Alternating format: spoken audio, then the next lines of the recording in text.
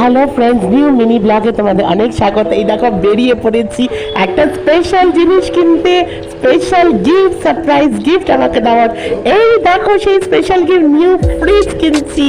তো আমাদের ফ্রিজটা যেহেতু খারাপ হয়ে গেছিলো, নিউ ফ্রিজ কিনছি। এই দেখো বসে আছি এখন, মানে এই দোকানটায় বসে আছি, ঠিক আমার বাড়ির অপোজিটে। কি সুন্দর অনেক দারুণ দারুণ টিভি আছে, আর এখানে হচ্ছে ডকুমেন্টেশন। আর এই দেখো ফ্রিজ পুরো রেডি আছে, 2 দিন পর আমাদের ডেলিভারি হবে।